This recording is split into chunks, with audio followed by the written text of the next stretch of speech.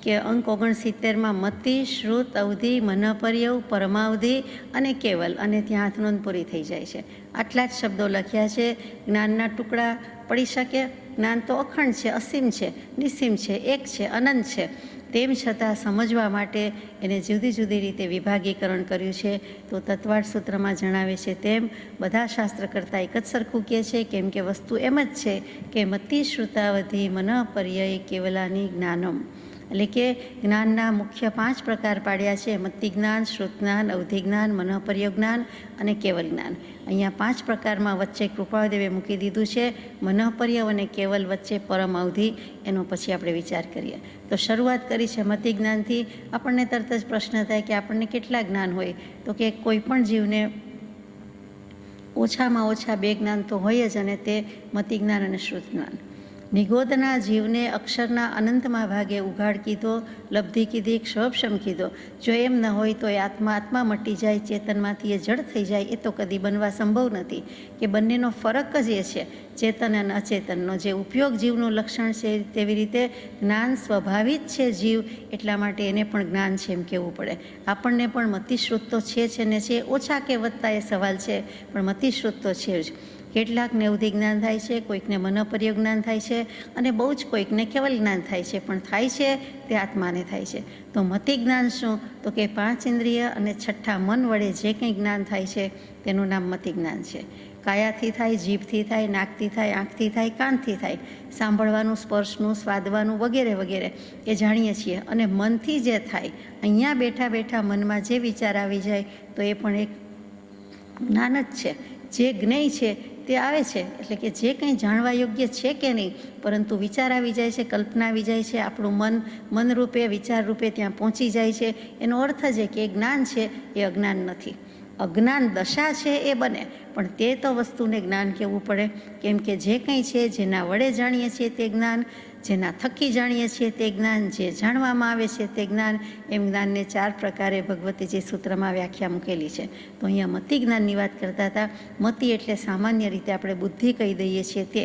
તો મતિ એટલે બુદ્ધિ પણ થાય, પણ શાસ્ત્રોમાં મતિ, સ્મૃતિ, સંજ્ઞા, ચિંતા, અભિનિબોધ ઇત્યનર્થાંતરમ એમ સૂત્ર છે. એટલે કે એ જ મતિ જ્ઞાન, એને જ સ્મૃતિ જ્ઞાન કહેવાય, એને જ સંજ્ઞા જ્ઞાન કહેવાય, એને જ ચિંતા જ્ઞાન કહેવાય, એટલે કે ચિંતન જ્ઞાન કહેવાય, અને પ્રત્યભિજ્ઞાન કહેવાય. એટલે આ 5 અને અભિનિબોધ કહેવાય.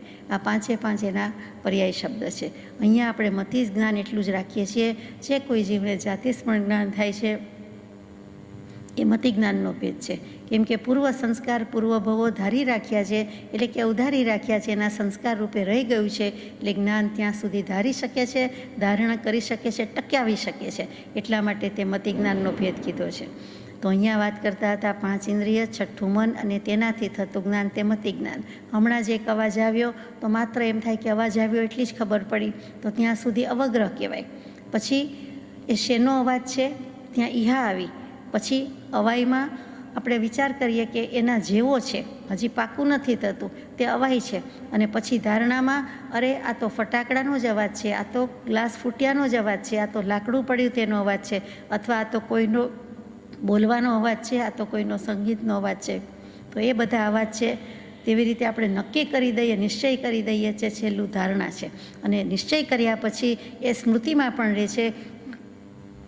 ઘણા વર્ષ પછી એવો જ અવાજ સાંભળ્યો હોય, એવી જ વસ્તુ ચાખવામાં આવી હોય, તો કહીએ કે આ તે દિવસે, તે જગ્યાએ તે સ્વાદ હતો, તેવો છે અથવા તેવો નથી. અથવા તો એ આપણા સ્મૃતિમાં છે, એટલે કે મેમરાઇઝ થઈ જાય છે, કમ્પ્યુટરમાં જતું રહે છે. તે બધું છે તે ધારણા ભેદને કારણે છે. એટલે મતિ જ્ઞાનના મુખ્ય 4 ભેદ: અવગ્રહ, ઈહા, અવાય, ધારણા.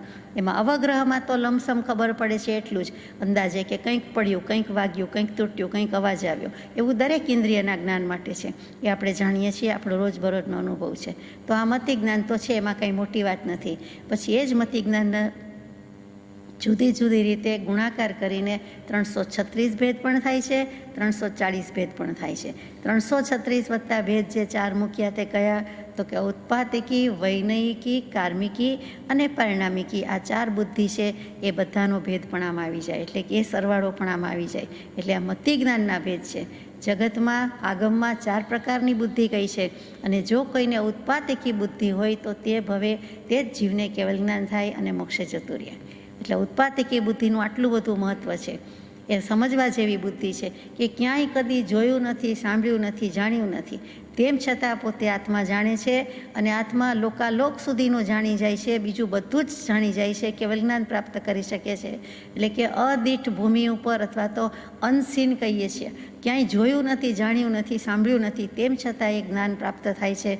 તે ઉત્પાદકી બુદ્ધિ હોય તો જ તે જ્ઞાન પ્રાપ્ત થાય. અને પરમ કૃપાળુદેવે કોઈક પ્રસંગમાં જાણીતા મુમુક્ષુને એમ કહ્યું હતું કે અમને ઉત્પાદકી બુદ્ધિ છે, જેમ અમને પેલું સંજ્ઞાન વર્તે છે, આ કાળમાં ન હોય વજ્ર ઋષભ નારાજ સંજ્ઞાન તો પણ અમને વર્તે છે, અને અમને ઉત્પાદકી બુદ્ધિ છે, જે ઉત્પાદકી બુદ્ધિ કેવલ જ્ઞાન સુધી લઈ જાય, કેવલ જ્ઞાન સુધી લઈ જાય એટલે એ મોક્ષે લઈ જ જાય અને તે જ ભવે મોક્ષે લઈ જાય. વૈનયિકી બુદ્ધિ વિનય વડે થતી બુદ્ધિ છે. ગમે તેનો વિનય કરીએ છીએ તો વિનયથી જ્ઞાન થાય છે, વિનયથી બુદ્ધિ ઉત્પન્ન થાય છે, તે છે. પછી કાર્મિકી એટલે કંઈ પણ કાર્ય કરવાથી, શીખવાથી, સમજવાથી જે કંઈ બુદ્ધિ આવે છે, અભ્યાસથી આવે છે, પ્રેક્ટિસથી આવે છે, એ બધી કાર્મિકી છે. અને પારિણામિકી છે કે છેલ્લી જે પરિપક્વતા આવે છે, એટલે કેટલીક વખતે વય સાથે, અનુભવ સાથે કેટલું જ્ઞાન થાય છે, તે છેલ્લી બુદ્ધિ કીધી છે. મુખ્ય મહત્ત્વ જો કોઈ હોય તો એ ઉત્પાદકી બુદ્ધિનું છે. આગળ જઈએ, આ મતિ જ્ઞાનની વાત આપણે ટૂંકમાં આટલી સમજીને આગળ જઈએ છીએ કે જે સૂત્ર કયા છે તત્વાર્થ સૂત્રમાં કે બીજા કોઈ શાસ્ત્રમાં, તે એક જ સરખા છે કે 5 જ્ઞાન છે. મતિ શ્રુતાવધિ મનઃ પર્યાય કેવલાની જ્ઞાનમ. પછી કહી દીધું તત્ પ્રમાણે આદ્ય પરોક્ષમ પ્રત્યક્ષમ અન્યત. એટલે કે પ્રમાણભૂત છે એ જ્ઞાન કયા છે, એમાં આદ્ય પરોક્ષમ એટલે કે શરૂઆતના 2 જ્ઞાન છે તે પરોક્ષ જ્ઞાન છે, મતિ જ્ઞાન અને શ્રુત જ્ઞાન. અને પ્રત્યક્ષમ અન્યત એટલે કે જે બાકીના 3 રહ્યા, શેષ 3 છે તે પ્રત્યક્ષ જ્ઞાન છે.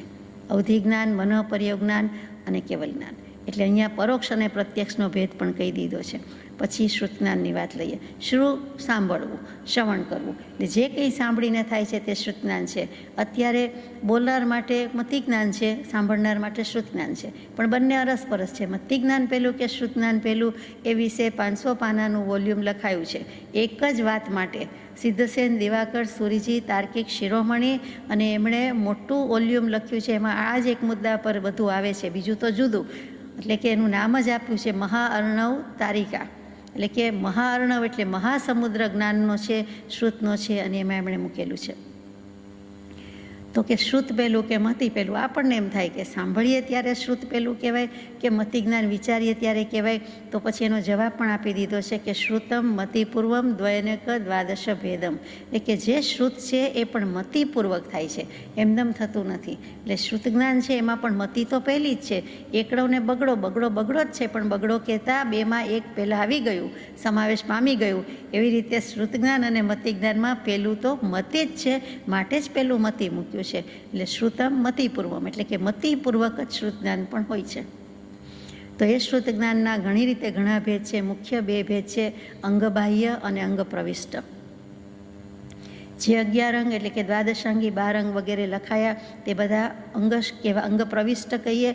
અને અંગ બાહ્ય છે એટલે તે પછીના ઉપાંગથી માંડીને બીજા બધા અંગ છે તેને અંગ પ્રવિષ્ટ, અંગ બાહ્ય કહીએ છીએ. એક અંગરૂપ છે, અંગભૂત છે, અંગની અંદર છે એટલે અંગ પ્રવિષ્ટ કહીએ છીએ. અને એ અંગ સિવાયના જે બધા છે તેને અંગ બાહ્ય એમ શ્રુત કહીએ છીએ. પછી એ જ શ્રુત જ્ઞાનના 14 ભેદ પણ મૂકે છે. સંજ્ઞની શ્રુતને, અસંજ્ઞની શ્રુતને, અક્ષર શ્રુતને, અનક્ષર શ્રુતને, સપર્યવસિતને, અપર્યવસિતને, એવા બધા. એમાં આપણે અત્યારે જતા નથી.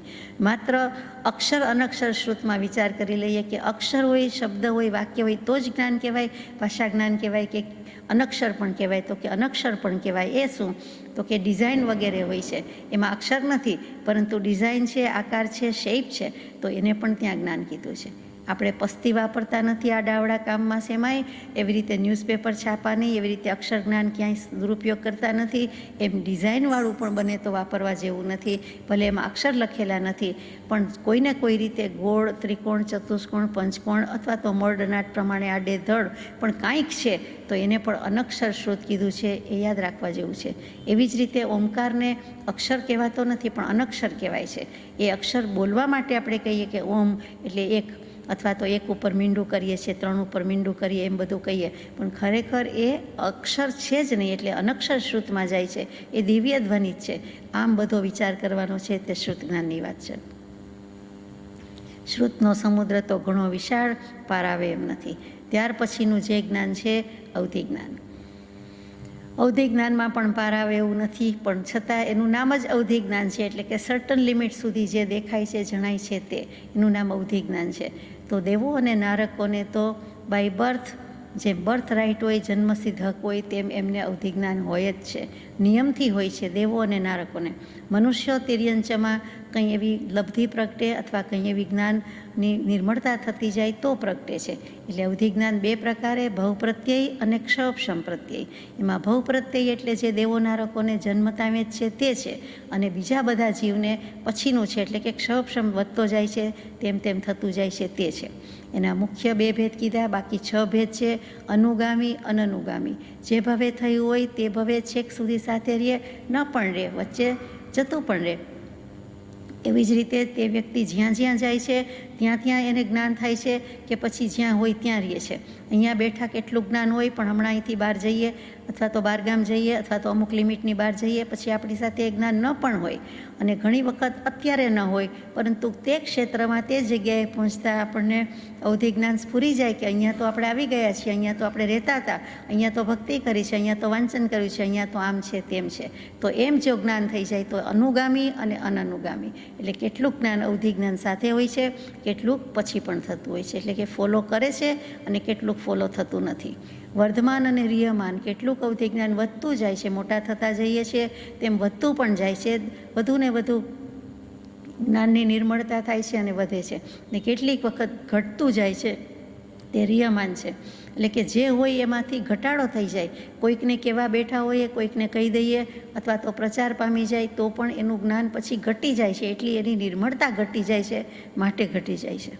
અને પ્રતિપાતી અને અપ્રતિપાતી, એટલે પ્રતિપાતી એટલે પડી જાય છે, થોડા વર્ષ રહ્યું હોય અને પછી રહેતું નથી. અને અપ્રતિપાતી એટલે કે છેક સુધી રહે છે, એ ઓછું થતું નથી, એટલે કે પડી જતું નથી, એની સાથે જ રહે છે. આ અવધિ જ્ઞાનની વાત હતી. પછી અવધિ જ્ઞાનના ભેદ પડે છે, આપણે પછી લઈએ છીએ દેશ અવધિ, સર્વ અવધિ અને પરમ અવધિ, એની વાત પછી લઈએ. અહીંયા મનઃ પર્યવ જ્ઞાનની વાત છે. ચોથું જ્ઞાન તે મનઃ પર્યવ. પર્યવ એટલે પર્યાય, પર્યય, બધા એક જ શબ્દ. પર્યવ, પર્યય અને પર્યાય. એટલે કે મનના પર્યાય જાણી શકે છે, મનના વિચાર જાણી શકે છે, તે મનઃ પર્યવ જ્ઞાન છે. એના બે ભેદ છે, રુજુમતી અને વિપુલમતી. એમાં રુજુમતી જ્ઞાન છે એ છેક હોવા છતાં અને પડી જાય તો નિગોત સુધી લઈ જાય છે, પણ વિપુલમતી મનઃ પર્યવ જ્ઞાન હોય તો એને કેવળ જ્ઞાન સુધી લઈ જાય છે, અને એ પડતું નથી. એટલે મહત્વનું વિપુલમતી છે, પરંતુ પહેલાં રુજુમતી થાય છે, પછી વિપુલમતી થાય છે. એમાં પણ વિશુદ્ધિ અને અપ્રતિપાતની રીતે બધા ભેદ પડે છે, આપણે એમાં અત્યારે જતા નથી. અહીંયા મનના પર્યાય જાણી શકીએ છીએ, એ જ વાત મુખ્ય છે. પ્રથમ પોતે પોતાના સ્વદ્રવ્યના પર્યાય જાણે તો જ પારકાના મનના, બીજાના મનના પર્યાય જાણી શકે, એ સિવાય જાણી શકાતું નથી. તો મનઃ પર્યવ જ્ઞાની પણ નિગોદમાં જાય એમ પ્રશ્ન થતો હોય છે, તો જરૂર જાય. રુજુમતી મનઃ પર્યવ જ્ઞાનવાળો હોય એ પડી જાય છે, જઈ શકે છે, વિપુલમતીવાળો જતો નથી. આ પણ વિચારવા જેવી વાત છે. અને ત્યાર પછીનું છેલ્લું કેવલ. કેવલ એટલે જ સિર્ફ, માત્ર, ફક્ત, એક, એટલે અસહાય છે, નિરાલંબ છે, પરિપૂર્ણ છે, સંપૂર્ણ છે, શુદ્ધ છે, લોકાલોક પ્રકાશક છે, લોકાલોક જ્ઞાયક છે અને અસહાય પણ છે. એટલે કે એમાં કોઈને કોઈની સહાય નથી, એ પોતાને પોતાનું સ્વરૂપ છે, પોતાને પોતાનો સ્વભાવ છે. આત્મા છે તો સ્વરૂપ સ્વભાવ છે, અને એનું જ જ્ઞાન છે, સ્વભાવ જ્ઞાન જ છે, કેવળની જ સ્વભાવનું જ્ઞાન છે. ફરક ક્યાં છે? અખંડ વર્તે જ્ઞાન. અખંડપણાને ભજે છે, પામે છે, એટલા માટે તેને કેવલ જ્ઞાન કહીએ છીએ. એટલે એ કેવલ જ્ઞાન છે. કેવલ શબ્દમાં જ કીધું કે માત્ર આત્મા આત્મા જ રહી જાય છે, અને એકેય શબ્દનું વિશેષણ લાગુ પડતું નથી. ત્યારે સહજ ને શબ્દાતીત ને નિર્વિકલ્પ ને કાંઈ ગોઠે નહીં, જામે નહીં, એક આત્મા, આત્મા અને શુદ્ધ જ છે. પછી એને બીજા વિશેષણ શું લગાડવાના છે? એટલી શુદ્ધિએ પહોંચી ગયો છે કે એને કાંઈ કહેવા જેવું નથી, એટલે એનું નામ જ કેવલ જ્ઞાન. એકમાત્ર આત્માનું જ અને શુદ્ધાત્માનું જ કેવન સેવન કર્યા કરે છે, માટે તેને કેવલ જ્ઞાન કહેવાય છે.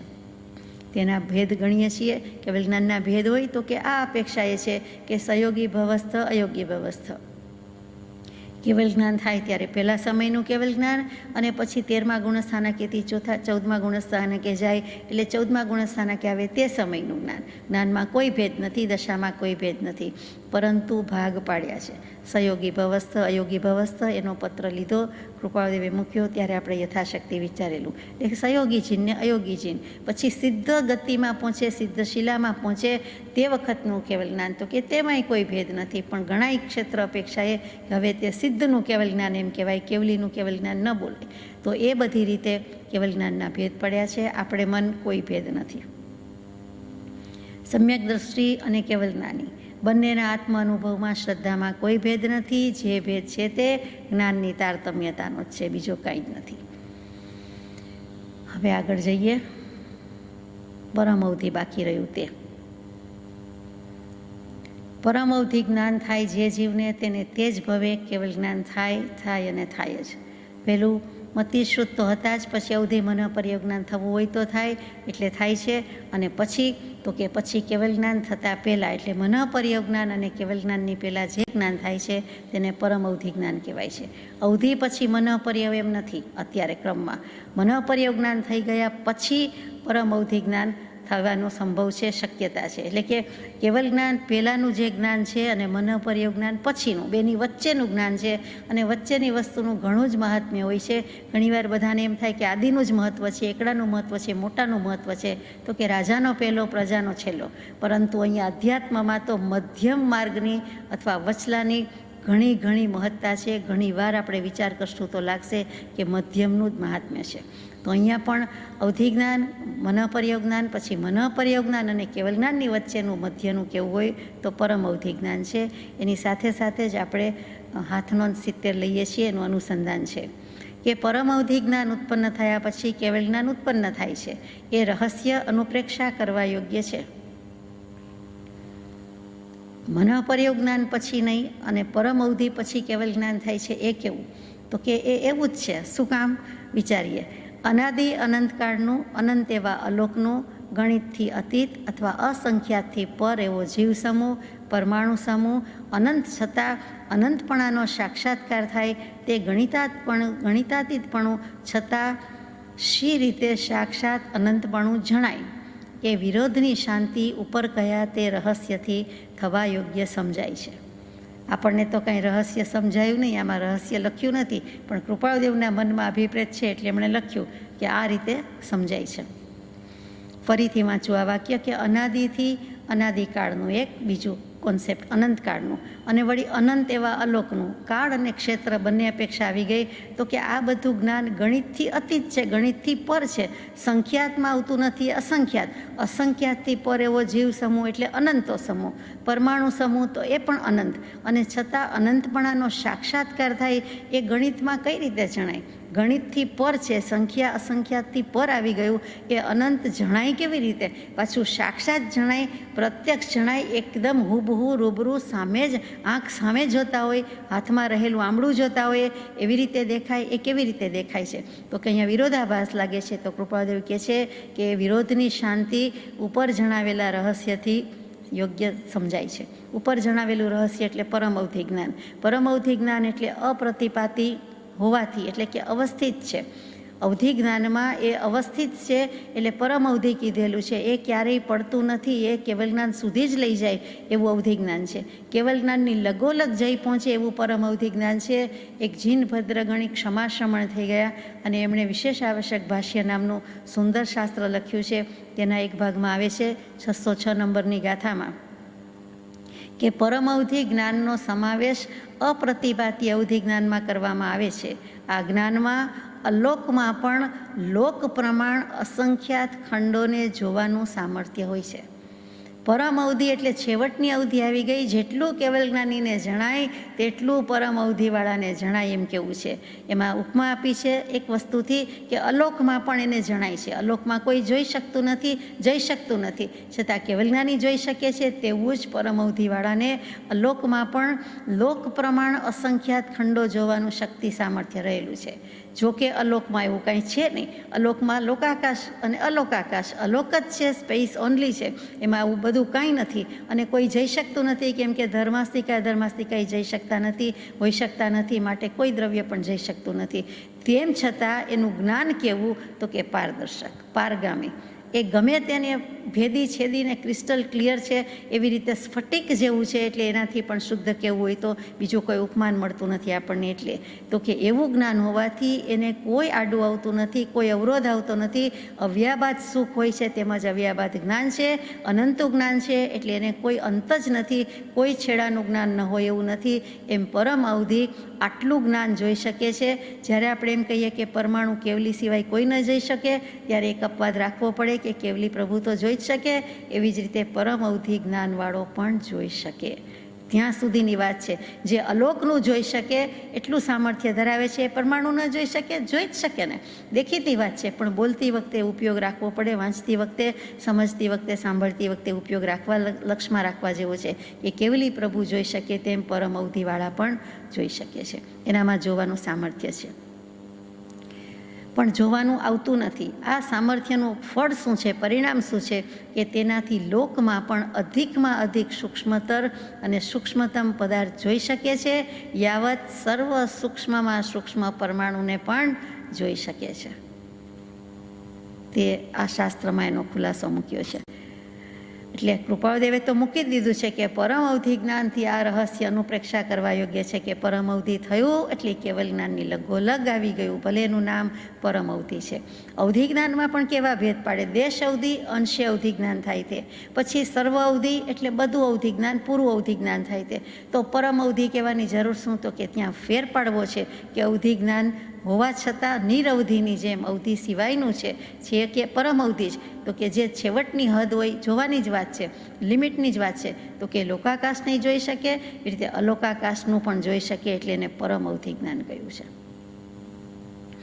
બીજી વાત આવે છે કે વળી કેવળ જ્ઞાન નિર્વિકલ્પ છે, ઉપયોગનો પ્રયોગ કરવો પડતો નથી.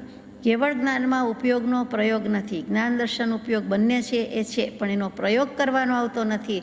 કંઈ જોવું જાણવું હોય તો એની મેળે બધું ઝળકે છે, ચળકે છે, ક્યાંય જવું પડતું નથી, એની સામે ઊભું રહેવું પડતું નથી, એના વિશે વિચાર કરવા પડતા નથી. એટલે કોઈ પ્રયોગ નથી, સ્વાભાવિક જ છે. કોઈ પ્રયોગ કહેતા અહીંયા પ્રયત્ન નથી, આયાસ પ્રયાસ નથી, કોઈ લેબર નથી, કોઈ એફર્ટ્સ નથી, સહજ સ્વભાવે આ જ્ઞાન જણાય છે એમ કેવું છે. ઉપયોગ સ્વાભાવિક છે અને આત્માને પોતાના સ્વાભાવિક જ્ઞાનથી જ કેવલ જ્ઞાન થાય છે, બીજી કોઈ રીતે થતું નથી. એ કૃપાળુદેવે ટંકોત્કીર્ણ રીતે અમુક પત્રમાં મૂકી દીધેલું ને આપણે યથાશક્તિ વિચાર કર્યો. તો એ સ્વાભાવિક ભાન જ એને સંપૂર્ણ સ્વભાવ જ્ઞાન, કેવળની જ સ્વભાવનું અખંડ નિરંતર એક સમય માત્રનું આંતરું ન રહે એવા જ્ઞાન સુધી લઈ જાય છે, બીજી કોઈ તાકાત નથી. તો એ જે સહજ ઉપયોગ છે તે જ્ઞાન છે, અને તે પણ રહસ્ય અનુપ્રેક્ષા કરવા યોગ્ય છે કે સહજ સ્વભાવનું જ્ઞાન છે તે જ અહીં સુધી લઈ જાય છે. એ પણ એક રહસ્ય છે, મર્મ છે, ભેદ છે, અને તે અનુપ્રેક્ષા કરવા યોગ્ય છે. એટલે કે સહજ સ્વભાવે, સહજ સ્વરૂપે જીવની પરિણતિ થવી તેને શ્રી વિતરાગ મોક્ષ કહે છે. અને સહજ સ્વરૂપથી જીવ રહિત નથી, માત્ર તેનું ભાન નથી. અને ભાન શું કામ નથી, તો કે સંગના યોગે જીવ સહજ સ્વરૂપને ભૂલ્યો છે. સંગ, કંપની, સાથ, સોબત, સાહચર્ય, અને એમાંથી ઉત્પન્ન થતા કે સાથે આવતા રાગાદિક ભાવો, રાગાદિક બુદ્ધિ, અને તે જીવને અસંગ થવા દેતો નથી. આ અસંગ ભાવ રાખવાનો છે. બધા વચ્ચે હોઈએ તો પણ અસંગતા જ લાવવાની છે, લાવ્યા પછી નિર્વાહવાની, ટકાવવાની છે, છેક સુધી નભાવવાની છે. અને ત્યાં ગળથોલું ખાઈ જાય તો ચાલે તેમ નથી, પોષાય તેમ નથી. જો પરમ અવધિ કે કેવલ જ્ઞાન સુધી જવું છે તો એ અસંગતા વિના જવાશે નહીં. અને સંપૂર્ણ અસંગતા તો મોક્ષ થાય ત્યારે જ કહી છે. પણ પરબારી એટલે કે પરબારી એટલે કે સૌરાષ્ટ્ર સ્પેશિયલ શબ્દ છે કે સીધે સીધું એમ થતું નથી. પરબારું ને પોણાબારું બારોબાર સીધે સીધું એમ થતું નથી, સિદ્ધ થવાતું નથી. પ્રથમ અહીંયા આ ભવે, આ દેહે જ્યાં પણ હોઈએ ત્યાં સ્વરૂપ સિદ્ધ થવું પડે છે. આત્માનો અનુભવ પહેલાં અહીંયા કરવો પડે છે, દશા કરવી પડે છે, પછી ત્યાં તો સ્થિતિ કરવાની છે માત્ર. તો એવી અસંગતા 14મા ગુણસ્થાનક પછી પણ ચડી જાય તેવી સિદ્ધમાં કીધી છે કે 14મા ગુણસ્થાનકે હજુ મન વચન કાયાના યોગ છે, એને રૂંધવાની પ્રક્રિયા કરે છે, શૈલેષીકરણ સુધી અસ્તિત્વ છે, એ જુદી વાત થઈ. અને ત્યાર પછી સિદ્ધશિલામાં જાય છે, આયુષ્ય પણ પૂરું થાય છે અને મન વચન કાયાના રોગ નોંધીને જાય ત્યારે કહેવાય કે 14મે ગુણસ્થાનક પછી સિદ્ધશિલાવાળા સિદ્ધ ભગવાન સંપૂર્ણ અસંગ છે. એની પહેલાંની અસંગતા 14મા વાળાની, એની પહેલાંની 13મા વાળાની, એની પહેલાંની એના પહેલાંના બધા ગુણસ્થાનકવાળાની. બાકી સમ્યક દર્શન હોય તો એને અસંગતા તો હોવી જ ઘટે. અસંગતા વિના તો અસંગતાનો કે નિર્વિકલ્પતાનો પરિચય કે અનુભવ થયા વિના સમ્યક દર્શન કયું જતું પણ નથી. તો પ્રથમ સિદ્ધ કોણ? પ્રથમ જીવ પર્યાય કયો? પ્રથમ પરમાણુ પર્યાય કયો? એ કેવલ જ્ઞાન ગોચર પણ અનાદિ જ જણાય છે. અર્થાત કેવળ જ્ઞાન તેની આદિ પામતું નથી અને કેવળ જ્ઞાનથી કંઈ છાનું નથી. એ બે વાત પરસ્પર વિરોધી છે. કૃપાળુદેવ તો ખરી દલીલ લાવે છે, ખરી શંકા કરે છે. પહેલાં એમ પૂછે છે કે પ્રથમ સિદ્ધ કોણ? તો કે અનાદિકાળથી છે, અનંત સિદ્ધ થયા, એટલે એનો કાંઈ જવાબ નથી. પ્રથમ જીવ પર્યાય કયો? પહેલો કોણ જીવ? તો કે પહેલો કોઈ જીવ એવું છે જ નહીં. ડે વન, એક સમય વન, એક સેકન્ડ વન એ કોઈ હતો એવું છે જ નહીં. અનાદિકાળથી છે, એમાં પહેલો છેલ્લો કાંઈ નથી. અનંતા છે, એમાં પહેલો છેલ્લો કાંઈ નથી, બધા વચ્ચે જ છે. પ્રથમ પરમાણુ પર્યાય કયો? એ પણ કહી શકાય એમ નથી. કઈ વર્ગણાને કહે, કયા પરમાણુને કહે કે પહેલું આ દ્રવ્ય છે? એ પણ અનાદિકાળથી છે અને અનંતકાળ સુધી રહેવાનું છે.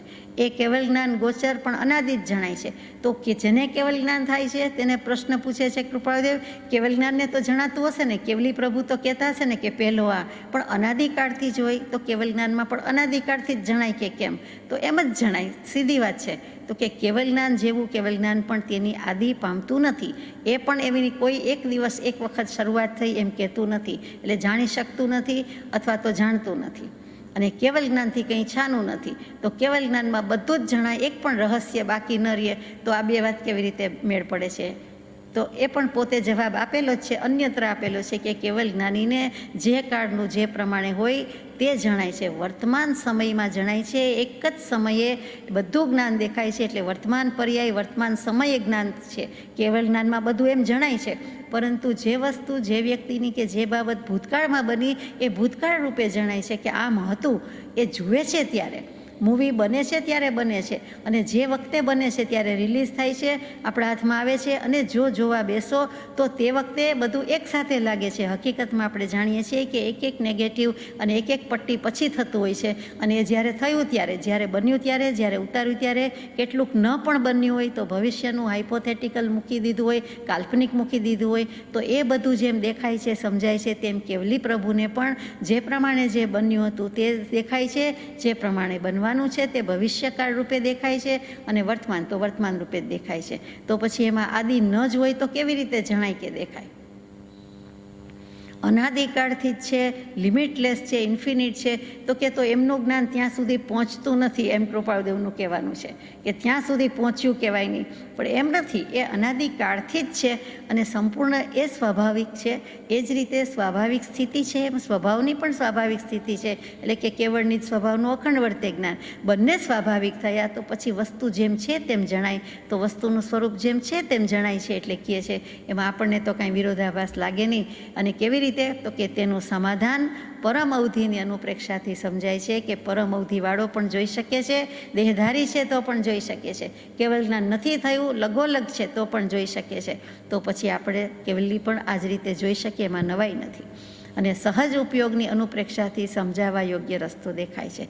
ત્યાં સહજ ઉપયોગ આવ્યો. ત્યાં કૃપાળુદેવને જે કહેવું છે, કુંદકુંદ ભગવંતને પણ કહેવું હતું, અને આપણને સમજાય તેમ કૃપાળુદેવે મૂક્યું. આ કાળમાં ચરિતાર્થ કરીને અનુભવીને મૂક્યું એ સહજ. પોતે જેના માટે શબ્દ યોજે છે, પોતાના માટે યોજે છે, શ્રી સહજ. એ એમણે મંત્ર આપ્યો, સહજાત્મ સ્વરૂપ પરમ ગુરુ. તો તે સહજ ઉપયોગની અનુપ્રેક્ષાથી સમજાવવા યોગ્ય રસ્તો દેખાય છે. આ ઉપયોગ એ સ્વાભાવિક છે. અને સ્વાભાવિક વસ્તુનું સ્વાભાવિક રીતે જ્ઞાન થાય છે. એટલે એમાં કોઈ પ્રયત્ન નથી, એફર્ટલેસનેસનું જ સુખ છે. આ કેવલ છે, તે સહજ છે, તે અનંત છે, અને તે સહજ ઉપયોગની અનુપ્રેક્ષા સમજવા યોગ્ય છે. આગળ જઈએ. અંક 71. કંઈ પણ છે પૂછે છે. બીજો પ્રશ્ન શું છે? ત્રીજો પ્રશ્ન શા પ્રકારે છે? ચોથો પ્રશ્ન જાણવા યોગ્ય છે? પાંચમો પ્રશ્ન જાણવાનું ફળ શું છે? છઠ્ઠો બંધનો હેતુ શું છે? અને સાતમો પૂતગલ નિમિત્ત બંધ કે જીવના દોષથી બંધ. 7 પ્રશ્ન પૂછ્યા છે. આમ પણ કોઈ એક જીવ કોઈ એક બાબત માટે 7 જ રીતે શંકા કરી શકે, 8મી શંકા નથી. સપ્તભંગી સ્યાદવાદ છે, સિદ્ધાંત કહીએ છીએ. સપ્તભંગ સિદ્ધાંત એટલે 7 રીતે જ એના જવાબ હોય, અપેક્ષાવાદ કહીએ છીએ તે, એટલે 7 રીતે જ કોઈ રીતે શંકા આવી શકે. 7 ઉપર 8મી ગમે તેટલે ઊંચા કરો, ધારો, માનો, એફર્ટ્સ મૂકો, પણ આપણે કરી શકતા નથી. તો એ 7 શંકાની જેમ અહીંયા 7 પ્રશ્ન મૂકી દીધા છે. પહેલો જ પ્રશ્ન છે, કંઈ પણ છે. કયા અનુસંધાનમાં શું કંઈ પણ છે એટલે? દુનિયામાં કંઈ પણ છે તો કે દુનિયા આવડું મોટું જગત જ છે, તો કંઈ પણ છે એટલે સારભૂત છે, પ્રયોજનભૂત કંઈ છે, સબસ્ટેન્શિયલ છે, સત્વ છે, સાર છે, તત્વ છે, એટલે કે દુનિયામાં કંઈ પણ સારભૂત છે એવું સમજાય છે. કંઈક પણ છે, ક્વેશ્ચન માર્ક છે, એટલે કાંઈક છે, કંઈક પણ છે. શું છે દુનિયામાં? તો કે આખું જગત, વિશ્વ, જળ, ચેતન, પદાર્થ, અનંત પદાર્થ અથવા જે બધું દેખાય છે તે, પણ એમાં શું છે? તો કે કંઈક એવું છે. કંઈક શું? તો કે દુનિયામાં સારભૂત કંઈક છે.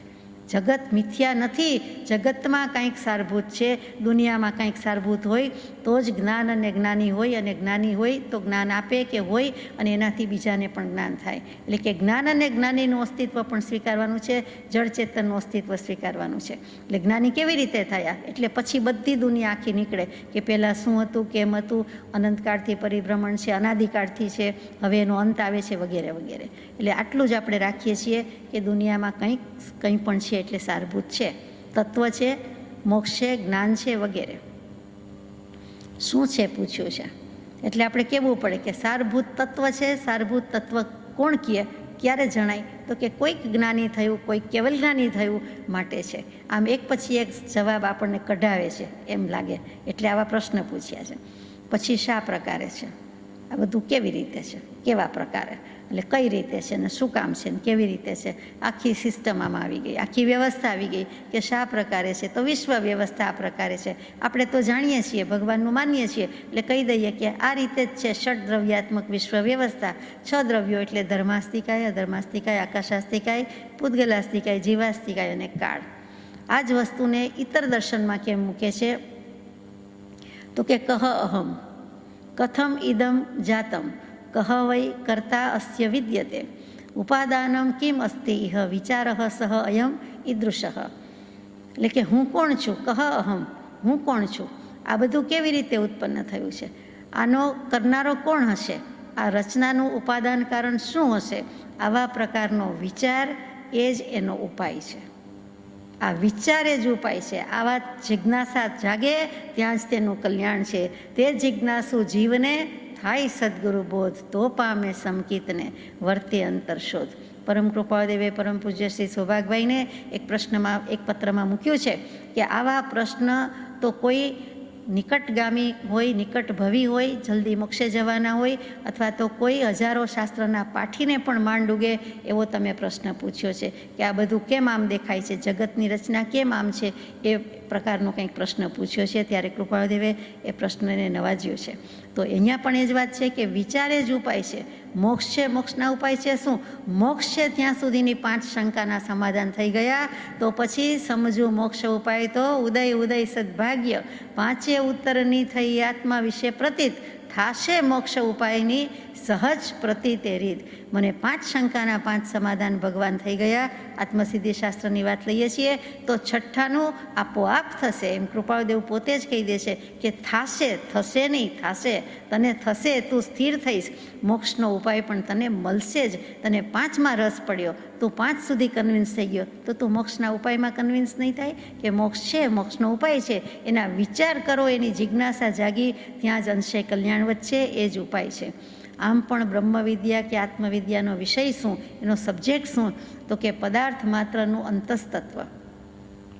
કોઈ પણ પદાર્થ એટલે દ્રવ્ય, ચીજ, વસ્તુ, એનું અંતસ્તત્વ, એનું હાર્ટ શું છે, એનું હાર્દ શું છે, એનું કોર શું છે, અંદરનો ગર્ભ શું છે, અંદર શું છે, એનું સત્વ શું છે, સાર શું છે. તો કે એ જ મહત્ત્વનું છે. અને એ જ આ બધા દાર્શનિકો વિચાર કરવા બેઠા હોય છે.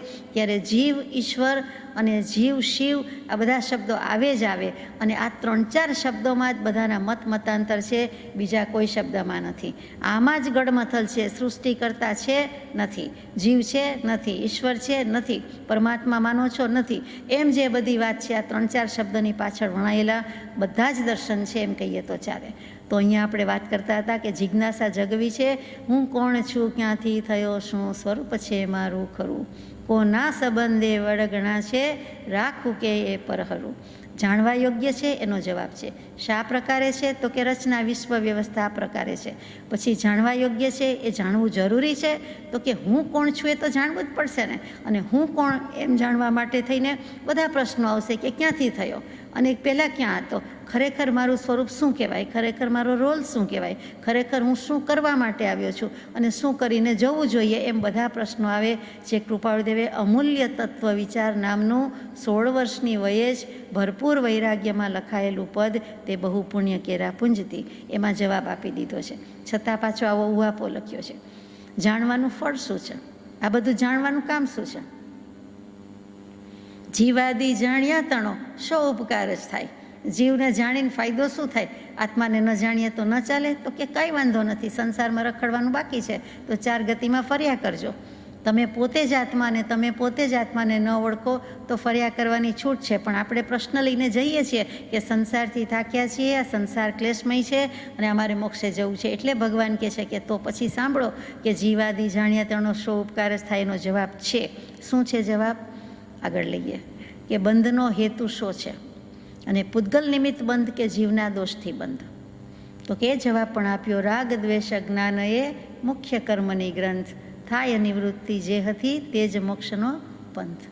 એટલે કે બંધનો પંથ તો છે, તો બંધનો હેતુ શું છે તો કે આત્માને ઓળખતા નથી, સ્વરૂપનો નિર્ધાર કરતા નથી, આત્માનો અનુભવ કરતા નથી, સમ્યક દર્શન નથી, આત્માનું ઓળખાણ નથી. એટલે કે 4 ગતિમાં અજ્ઞાન વશાત ફર્યા કરીએ છીએ. અને રાગદ્વેષ તો ખિસ્સામાં જ લઈને ફરીએ છીએ એટલે રાગદ્વેષ પણ કર્યા કરીએ છીએ. અજ્ઞાન તો છે જ, મૂળમાં જ છે, પાયામાં છે. એટલે આ 3 વસ્તુને કારણે કર્મ બંધાયા કરે છે અને એની જો નિવૃત્તિ થાય તો મોક્ષનો પંથ તો સામે જ છે, આપણે જ પહોંચી જવાનું છે, એની મેળે પહોંચી જવાશે. તો કે બંધનો હેતુ શું છે? પૂતગલ નિમિત્ત બંધ છે કે જીવના દોષથી બંધ છે. એટલે એમાં આવી ગયું કે જીવના દોષથી બંધ છે, રાગ દ્વેષ અને અજ્ઞાન કરે છે માટે બંધ છે. કર્મ શું કરે તો જડ છે, પરંતુ ચેતન એવા શુભાશુભ ભાવ કરે છે, કર્મને નોતરા નિમંત્રણ આપે છે, એટલે એ કર્મણ વર્ગણા ખેંચાઈને આપણી પાસે આવી જાય છે અને કર્મનો બંધ આત્માને લાગે છે.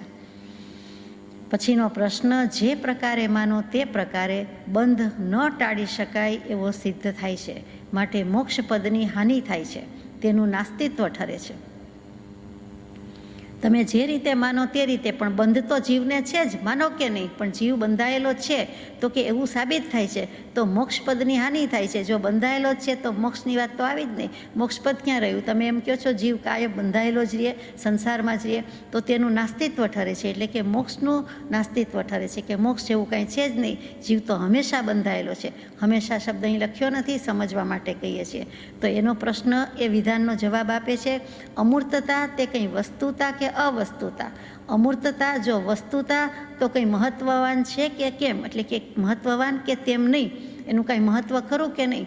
એનો જવાબ એમ છે કે જીવને મોક્ષ થાય છે, ચોક્કસ થાય છે, પણ જ્યાં સુધી નથી થતો ત્યાં સુધી એ સંસારમાં જ છે. એટલે એને મોક્ષની હયાતી, મોક્ષનું અસ્તિત્વ છે એનું ભાન પણ થતું નથી. મોક્ષે જઈ શકાય એમ અત્યારેય માનવા તૈયાર નથી જીવો, તો પછી બીજા બધાની વાત જ ક્યાં કરવી? તો કે મોક્ષ જેવું છે, મોક્ષપદ છે અને મારે પણ મોક્ષ લેવાનો છે, હું પણ મોક્ષ લઈ શકું, જઈ શકું. અને એના માટેની બધી ખુમારી તૈયારી કરીને મૂકી હોય તેમ લાગે કે જો નહીં માનો તો કોઈ દિવસ થવાનો નથી. પહેલું તો માનવું પડશે, એટલે કે જાણવું અને પછી માનવું. એટલે માનવું એટલે તો જ એને જાણ્યું કહેવાય, કે જાણ્યું છે એનો સ્વીકાર કરે છે, કે ખબર પડે કે નહીં પણ ભગવાન કહે છે કે મોક્ષ છે એટલે હું સ્વીકાર કરું છું.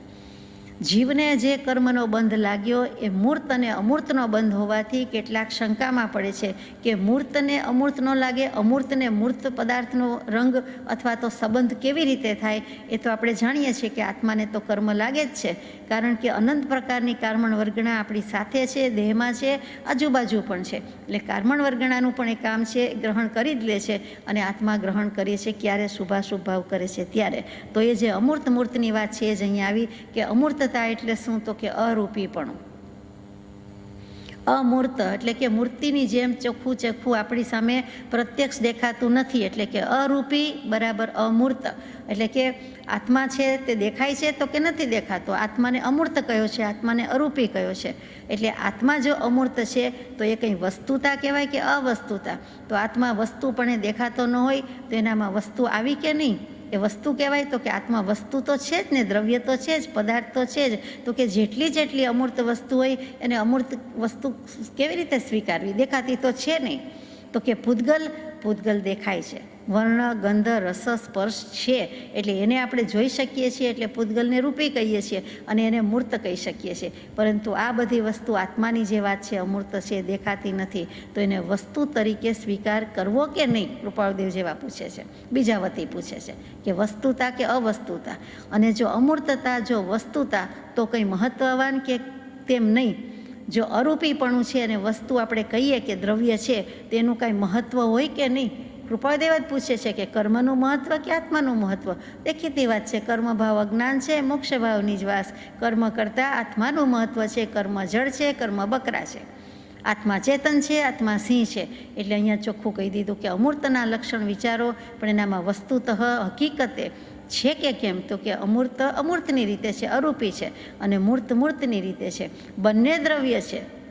જીનાગમ પ્રમાણે ચેતન પણ દ્રવ્ય છે, જીવ પણ દ્રવ્ય છે, અજીવ પણ દ્રવ્ય છે. એટલે બંનેને દ્રવ્ય કીધા છે, એટલે બંને વસ્તુ છે. પણ આત્મા દેખાતો નહીં હોવાથી એમ કહે છે કે એને વસ્તુતાએ, એટલે કે વસ્તુતા કેવી કે ન કેવી, દ્રવ્યત્વ કેવું કે ન કેવું, એમ આપણે તો સ્વીકાર્યું છે કે બધા 6 દ્રવ્યો છે જ, એટલે સવાલ જ નથી. બહુ દાર્શનિકો જ્યાં ઝઘડે છે કે વિચારભેદ કરે છે તે બધા જ પ્રશ્નો આ 71મી હાથનોંધમાં આમ જુઓ તો 6 દર્શન મૂકી દીધેલા છે. આગળ જઈએ. એ જ હાથનોંધમાં મૂર્ત એવા પૂતગલનો અને અમૂર્ત એવા જીવનો સંયોગ કેમ ઘટે? પૂતગલ મૂર્ત છે. પૂતગલની વ્યાખ્યા તો આપણા મનમાં સ્પષ્ટ છે કે જેમાં પૂરણ ગલન થયા કરે છે, સડન પડન વિધ્વંસન એનો સ્વભાવ છે, એ બધું પૂતગલ કહેવાય. વર્ણ ગંધ રસ સ્પર્શવંતા પૂતગલાહ, જેનામાં વર્ણ છે, ગંધ છે, રસ છે, સ્પર્શ છે, એ બધા પૂતગલ કહેવાય. આ બધું જ દુનિયા પૂતગલની જ બાજી છે, પૂતગલનો જ પ્રપંચ છે એમ દેખાય આપણને. એ મૂર્ત છે, એ રૂપી છે. પછી એની સામે અમૂર્ત એવા જીવનો સંયોગ કેમ ઘટે? સામે અરૂપી છે એવો જીવ છે, અમૂર્ત છે. જીવના અસંખ્યાત પ્રદેશ છે એ કેવલી પ્રભુને દેખાય છે, બાકી દેખાતા નથી. પરમ અવધિવાળાને કહેવું હોય તો કયો, પરંતુ બાકી દેખાતા નથી. ત્યારે એમ કહેવાય કે એમને પ્રત્યક્ષપણે કારમણ વર્ગણા જોઈ અને પોતાના અસંખ્યાત પ્રદેશ પણ જોયા, બાકી કોઈને દેખાતા નથી. તો કે અમૂર્ત છે, અરૂપી જીવ છે. જીવને ત્યારે કથનચિત રૂપી કયો જાય છે. કેવલી પ્રભુએ તો જોયા ને આત્મદ્રવ્યના પ્રદેશો, એટલા માટે તેને ત્યારે રૂપી કહીએ છીએ, પણ અત્યારે તો કે અમૂર્ત કહીએ. તો અમૂર્ત અરૂપી એવો જીવ, એવો આત્મા, એની સામે મૂર્ત એવા પૂતગલ, એટલે ચીજ વસ્તુ તો દૂર છે, બહાર છે, પણ કારમણ વર્ગણા ને બીજી બધી વર્ગણા એ કેવી રીતે લાગે છે? સાદી ભાષામાં કર્મ કેવી રીતે લાગે છે? તો કે એનો સંયોગ કેવી રીતે થાય છે? તો આપણે જાણીએ છીએ કે જીવ અને કર્મનો સંયોગ કેટલીક વખત ક્ષીર નિર્વત કહેવામાં આવે છે. દૂધ અને પાણી એક જ દેખાય છે તેમ ભળી ગયેલા છે, પણ દૂધમાં પાણીનો ભાગ છે જ, પ્રવાહીપણું છે જ. એવી રીતે બંને સાથે હોવા છતાં બંને વસ્તુ જુદી છે. તરત જ દૂધને પાણી જુદા પાડવા હોય તો પાડી શકાય છે પ્રયોગથી. એવી જ રીતે આત્મા અને કર્મ છે એ પણ પ્રયોગથી જુદા જ પાડવાના છે. એ જ ભેદ જ્ઞાન છે. પહેલાં માનવાની વાત છે, પહેલાં જાણવાની વાત છે, પછી માનવાની વાત છે, અને પછી અનુભવવાની વાત છે કે જીવ જુદો છે, કર્મ જુદા છે. બંને પોતપોતાના પ્રદેશમાં રહે છે, કોઈ એકબીજામાં ભળી જતા નથી. બંને દ્રવ્ય એકમેકને અવકાશ આપે છે, એકમેક જેવા થઈ ગયેલા લાગે છે, પરંતુ તેમ નથી. બંને દ્રવ્ય નિજ નિજ રૂપે સ્થિત થાય છે. જળ અને ચૈતન્ય બંને દ્રવ્યનો સ્વભાવ ભિન્ન, માત્ર સંયોગ છે, એટલે કે પર્યાયમાં લાગે છે. આત્મા અસંગ છે, એને કાંઈ લાગતું નથી. એની પર્યાયમાં આ બધો જ કર્મ બંધ થાય છે. એ જીનાગમનું મહત્ત્વની ભેટ છે, મુખ્ય પ્રદાન છે. જુદી જુદી રીતે સંયોગ કીધો છે એટલે બંધ કીધો છે, અને એ બંધ કે સંબંધ કે સંયોગ છે, જેનો સંયોગ હોય તેનો વિયોગ હોય ને હોય. જે ભેગું થઈને આવ્યું છે, મળવા આવ્યું છે, એ વિખેરાવાનું પણ છે. મિલન ને વિરહ એક જ ઓશિકાની બે બાજુ, એક જ સિક્કાની બે બાજુ. એવી જ રીતે કર્મ લાગ્યા છે, આવ્યા છે, એ કર્મથી આત્મા જુદો છે, એની આવન જાવન ચાલે, ઓછા વધતા થાય, પણ એ જઈ શકે. જે આવી શકે છે એ પણ જઈ શકે છે. માંદગી આવે તો આપણે કહીએ કે જે આવ્યો છે ઉદય, કોઈ પણ પ્રકારનો ઉદય એ આવ્યો છે એ જવા માટે છે. આવ્યો છે તો આવ્યો છે. કોઈ પણ પ્રકારનો ઉદય હોય, માંદગી સિવાયનો પણ હોય, તો પણ એ આવે છે એ જવા માટે આવે છે. કેટલોક વખત આપણી સાથે ટકે, અનંતકાળ તો ટકશે નહીં, શાશ્વત તો છે નહીં, થોડા સમય પૂરતો વાત છે. એમ સંયોગ સંબંધ છે, એમ કરીને આપણે વાત પૂરી કરીએ છીએ.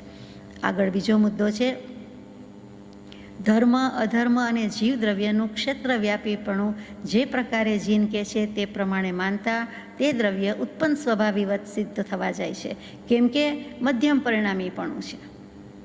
તે શું? ધર્મ અધર્મ એટલે અહીંયા ધર્મ અધર્મ એટલે રિલિજિયન ને નોન રિલિજિયન ને એવી વાત નથી. ધર્મ અધર્મ એટલે ધર્માસ્તિકાય અધર્માસ્તિકાય.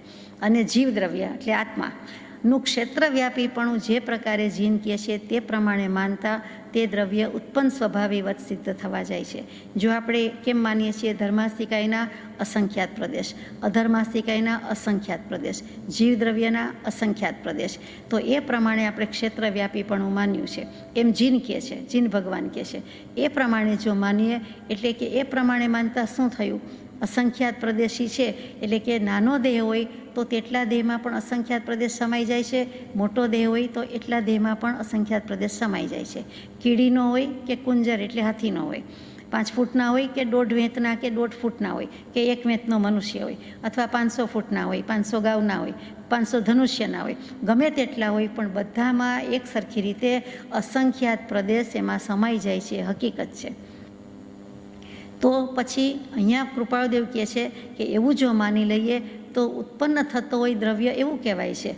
આ રીતે તો ઉત્પન્ન થાય છે કે અનુત્પન્ન એવો આત્મા કહીએ છીએ, તો અહીંયા તો ઉત્પન્ન સ્વભાવિક દ્રવ્ય થયું કે જેવડા હોય તેમાં અસંખ્યાત પ્રદેશો સમાઈ જાય છે. નાનો હોય તો નાનામાં, મોટો હોય તો મોટામાં. એટલે ત્યાં એમને નિત્ય અનિત્યનો મુદ્દો ઉઠાવ્યો છે કે શરીર તો અનિત્ય જ છે, પરંતુ આત્મા તો નિત્ય જ છે. તો અસંખ્યાત પ્રદેશને તમે આત્મામાં ગણતા હોય તો એ નિત્ય જ છે. તો અહીંયા તો ઉત્પન્ન થયા એમ કહેવાય કે આવડું શરીર તો આવડા આટલા આત્મા પ્રદેશ. તો આપણો જવાબ છે જ, જાણીએ છીએ એટલે કે અસંખ્યાત પ્રદેશ છે, એમાં એવું કંઈ હોતું જ નથી. એ શરીર નાનું મોટું થાય છે. સંકોચ વિસ્તારની શક્તિ છે, કારમણ વર્ગણાની શક્તિ છે સંકોચ વિસ્તારની, અને એમાં આ અસંખ્યાત પ્રદેશો સમાઈ જાય છે. એ વિચારવા જેવો મુદ્દો છે. જેમ જેમ આપણે આગળ જઈએ તેમ તેમ લેતા જઈએ, કેમ કે મધ્યમ પરિણામીપણું છે. હવે મધ્યમ પરિણામ શું? પરિમાણ. પરિમાણ એટલે માપ, ડિમેન્શન કહીએ તે. તો મધ્યમ પરિમાણ કોને કહેવાય? મધ્યમ શબ્દ તો મજાનો છે કે જે કાંઈ છે તે વચલાનું જ મહત્ત્વ છે. વચલાને વાંધા એવું નથી, વચલાનું મહાત્મ્ય છે. આદિ મધ્ય અને અંત, તો એમાં મધ્યનું મહાત્મ્ય છે. એવી રીતે આખા શરીરમાં આત્માના આમ તો છે 8 રૂચક પ્રદેશ છે, તો એ નાભી પ્રદેશમાં છે, સેન્ટરમાં છે. એનું કેટલું બધું મહાત્મ્ય છે કે તેના પર ઉપયોગ જાય તો કેવલ જ્ઞાન થઈ જાય. અને એ 8 આત્મા પ્રદેશો, રૂચક પ્રદેશો નિર્બંધ છે, કદી કર્મબંધ લાગ્યો જ નથી, તો એ મધ્યનું જ મહત્ત્વ છે. પેટ કરાવે વેટ તો પેટ વચ્ચે જ આવે છે, એટલે પેટનું મહાત્મ્ય થયું. એક શરીરની દૃષ્ટિએ ગણીએ છીએ. એમ કોઈ પણ દૃષ્ટિએ જુઓ, સિદ્ધશિલામાં પણ એમાં મધ્યનું મહાત્મ્ય વધારે કીધું છે. મધ્યમાં 8 જોજન જાડી પોળી સિદ્ધશિલા છે. ભલે ઉતરતા છેડે માખીની પાંખ કરતાં પણ પાતળી 45 લાખ જોજનની લાંબી પડી, પણ જે મધ્યનો ભાગ કીધો છે એમાં ઘણું કહી દીધું છે. એ 8 જોજન જેટલી જાડી કીધી છે. એટલે આમ બધી રીતે જોવા જઈએ, બીજા પણ અનેક દૃષ્ટાંત આવે, અત્યારે એમાં જતા નથી. મધ્યનું મહત્ત્વ છે. મેરુ પર્વત કહીએ છીએ, એ પણ 3 લોકની બરોબર વચ્ચે રહેલો છે અને તેનાથી મનાય છે. એનું નામ જ મેરુ, મિનાતી ઇતિ મેરુ, એટલે કે જે માપ કરવામાં આવે છે, જેના આધારે, જેના ઉપરથી બધું માપ ગણાય છે, જેને સેન્ટરમાં રાખીને માપ કરવામાં આવે છે, તે મેરુ પર્વત. એટલે અહીંયા પણ જે મહત્ત્વ છે તે મધ્યમનું છે. તો અહીંયા મધ્યમ પરિમાણ કોને કહેવાય? તો કે એક અપેક્ષાએ સંખ્યાત, અસંખ્યાત અને અનંત, એમ જ્યારે આત્મપ્રદેશો કે કોઈ પણ કર્મ પ્રદેશો કહીએ, તો જ્યારે પ્રદેશો શબ્દ બોલીએ છીએ ત્યારે સંખ્યાત, અસંખ્યાત, અનંતમાં વચ્ચે કોણ આવ્યું? તો કે વચ્ચે અસંખ્યાત આવ્યું. એટલે ધર્માસ્તિકાય, અધર્માસ્તિકાય અને આત્મા ત્રણેયના અસંખ્યાત પ્રદેશ છે. એટલે એ અપેક્ષાએ મધ્યમ પરિમાણ શબ્દ છે તે આપણે લાગુ પડે છે એમ લાગે. જ્યારે દર્શન શાસ્ત્રમાં કે જીનાગમમાં મધ્યમ પરિમાણમાં અર્થ બીજો થાય છે, બીજો પણ કરે છે કે જે પદાર્થ અણુ પણ ન હોય અને વિભુ પણ ન હોય એ પદાર્થને મધ્યમ પરિમાણવાળો કહેવાય છે, એટલે કે વચ્ચે હોય. વેદની શ્રુતિમાં શબ્દ છે, અર્થ છે કે અણોરણિયાન મહતોમયાન, એટલે આત્મદ્રવ્ય છે તે અણુથી પણ નાનું છે, એટલે પરમાણુ જેટલું છે એમ, અને મહતોમયાન એટલે મહાનમાં મહાન, એટલે વિભુ છે, પ્રભુ છે, સૌથી જેટલું મોટું કહેવું હોય તેટલું, લોકાકાશ કેટલું જેટલું કહેવું હોય તો પણ છે. એટલે આપણે અણુ અને વિભુ એમ બે શબ્દ રાખીએ છીએ. એટલા માટે એમણે ખુલાસો આપ્યો કે પૃથ્વીથી જળ, જળથી તેજ, તેજથી વાયુ, વાયુથી આકાશ, આકાશથી માયા અને માયાથી આત્મા સૂક્ષ્મમાં સૂક્ષ્મ છે અને વ્યાપકમાં વ્યાપક છે. શંકરાચાર્યજી ઉપદેશ શાસ્ત્રીમાં આ પ્રમાણે નોંધે છે. અને બીજે પણ વેદ, વેદાંત, ઉપનિષદ જે લ્યો તેનો સિદ્ધાંત જ છે કે અણોરણિયાન મહતોમયાન, એટલે એવી શ્રુતિ જ થઈ ગઈ છે. એટલે આપણે આટલું રાખીએ છીએ કે તે શું સ્વીકારે છે તો કે આત્મા અણુથી પણ નાનો છે અને વિભુથી પણ મોટો છે. એટલે એવો જવાબ આપે છે. મધ્યમ પરિમાણ ત્યાં કહેતા નથી. એક રીતે કહે છે ને એક રીતે નથી કહેતા. કેટલાક કહે છે, કેટલાક કહેતા નથી. પણ અત્યારે આપણે આટલું રાખીએ કે સૂક્ષ્મ કેવો હોય તો અણુ જેટલો, અને અથવા અણુથી પણ વધારે સૂક્ષ્મ, અને મોટો કેવો હોય તો સૌથી મોટો.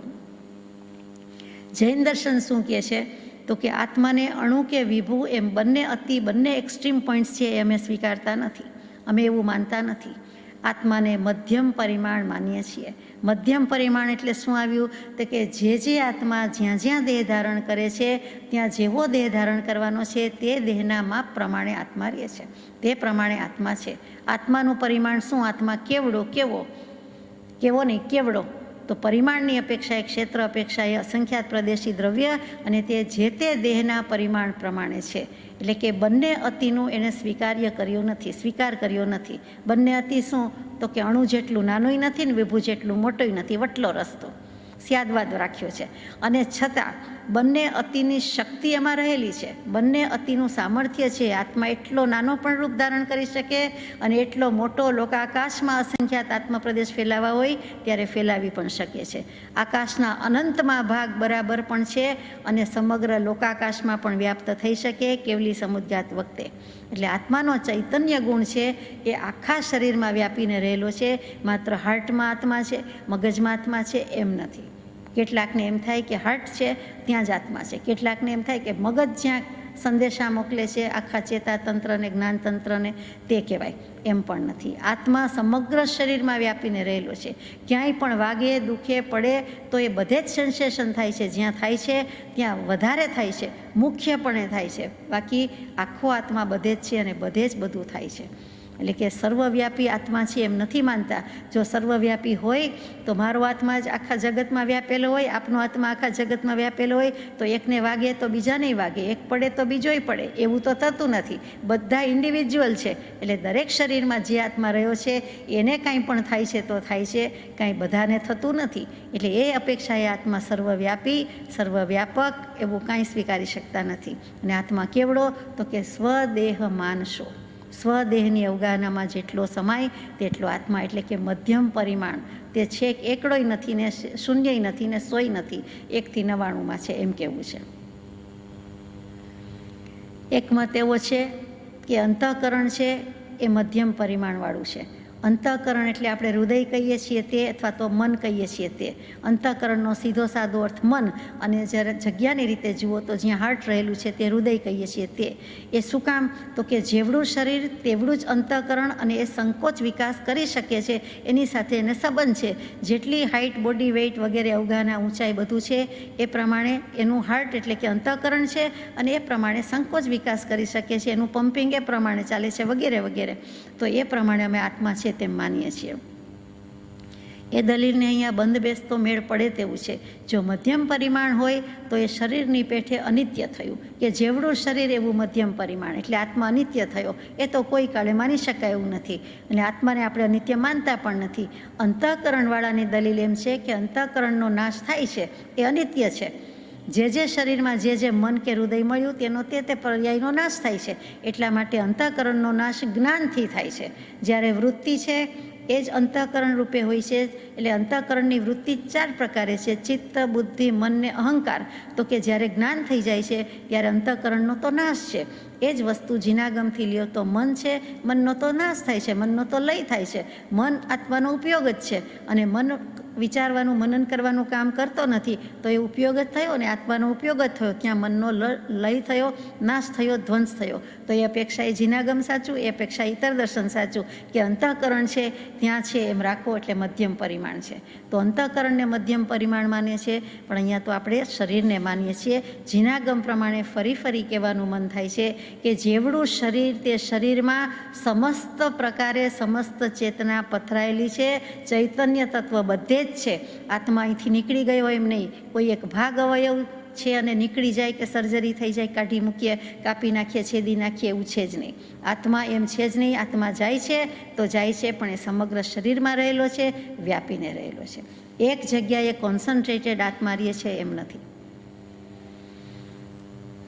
કૃપાળદેવને શંકા ઉઠાવેલી છે, એમ કહેવાનું છે કે જો અનિત્ય માનવો પડે જે તે શરીર, તો શરીર તો અનિત્ય છે, તો બરાબર છે, પણ આત્મા તો મધ્યમ પરિમાણ જ છે. જેવડો દેહ લે તેવડા દેહમાં એ સમાઈ જાય છે. અહીંયા કોની બોલબાલા છે? તો કે સંકોચ વિસ્તાર ગુણને કારણે આત્મા શરીર પ્રમાણે વધઘટ કરી શકે છે. એમાં સંકોચ વિસ્તારના ગુણમાં કોની બલિયારી છે? તો કે જે ઇતર દર્શન સૂક્ષ્મ શરીર કહે છે અને જૈન દર્શન કાર્મણ શરીર કહે છે. એટલે કાર્મણ શરીરની બોલબાલા છે, એટલે કાર્મણ વર્ગણાની બલિયારી છે કે તેથી કરીને સંકોચ વિકાસ થાય છે. સિદ્ધાત્માને સંકોચ વિસ્તાર નથી. સિદ્ધાત્માને સંકોચ વિસ્તાર નથી, કારણ કે એને કર્મ નથી. જ્યારે સંસારીને આ કાર્મણ શરીર છે એટલા માટે એને સંકોચ વિકાસ છે એમ સાબિત કરે છે. અને કેવલી સમુદ્ઘાત વખતે તો સર્વવ્યાપી છે તેમ સ્વીકાર કરીએ છીએ. અને કેવલી સમુદ્ઘાત વખતે શું થાય છે? તો કે એક નિર્જરાની વિધિ છે, બીજું કાંઈ નથી. થોડાક કર્મ બાકી રહી ગયા છે, રાત થોડીને વેશ જાજા, આયુષ્ય પૂરું થાય છે એમ જાણે છે કેવલી પ્રભુ. એટલે જે પરમ નિર્જરા કે મહાનિર્જરા કરે છે, 8 સમયમાં વિધિ પૂરી થઈ જાય છે, તે કેવલી સમુદ્ઘાત. એટલે કે બંધ કપાટ પ્રતર લોકપુરાણ પ્રમાણે એના આત્મપ્રદેશો વ્યાપી જાય છે. એ વખતે સખત વેદન અનુભવે છે અને ત્યાર પછી મોક્ષે જતા રહીએ છીએ. એટલે કે કેવલ જ્ઞાન તો હતું જ, પછી મોક્ષે જવાનો ટાઈમ આવી જાય છે. એટલે કે કેવલી સમુદ્ઘાત 8 સમયમાં આત્મપ્રદેશ પાછા આવી જાય છે. 4 જવાના, 4 આવવાના. અને તે વખતે કેવું હોય તો કહેવાય, કેવું જ પડે કે આત્માના પ્રદેશો, અસંખ્યાત પ્રદેશો, એમાંથી કેટલાક પ્રદેશો સર્વવ્યાપી છે, એટલે કે ત્યાં જઈને આવે છે. આખો આત્માના પ્રદેશો બધા જતા રહેતા નથી. એટલે આ બધી સમજવાની વાત છે, સૂક્ષ્મ વાત છે.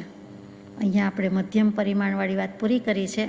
એમાં આગળ કહે છે એ બાકી રહેશે કે ધર્મ, અધર્મ અને આકાશ એ વસ્તુ દ્રવ્યપણે એક જાતિ અને ગુણપણે ભિન્ન જાતિ એમ માનવા યોગ્ય છે કે દ્રવ્યતા પણ ભિન્ન ભિન્ન માનવા યોગ્ય છે. ધર્મ, અધર્મ અને આકાશ એ ત્રણેય દ્રવ્ય છે. તો દ્રવ્યપણે જાતિ કે દ્રવ્યની પંગતમાં બેઠું, દ્રવ્યની જમાતમાં બેઠું, દ્રવ્યની દુનિયામાં આવ્યું, પણ ગુણપણે ભિન્ન ભિન્ન જાતિ એમ માનવા યોગ્ય છે. દરેકના ગુણ પણ જુદા છે અને દ્રવ્ય પણ જુદા છે, એટલે ભિન્ન જ માનવા યોગ્ય છે. આપણે કહી દઈએ કૃપાળદેવને કે એમ જ છે ને, પણ કૃપાળદેવે ક્વેશ્ચન કર્યો છે એટલે કોઈક બીજી રીતે, બીજા દર્શનની રીતે સવાલ ઉઠ્યો હોય તેમ લાગે છે. દ્રવ્ય એટલે શું? ગુણ પર્યાય વિના તેનું બીજું શું સ્વરૂપ છે? એ આપણે પછી જ લઈશું.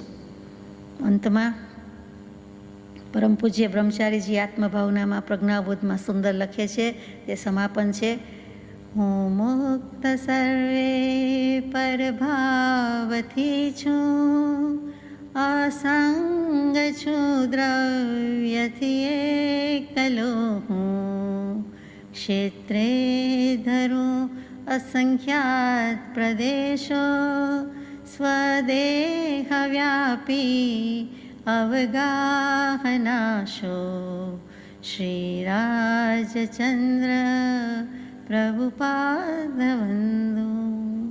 સજાત્મ સ્વરૂપ પરમ ગુરુ.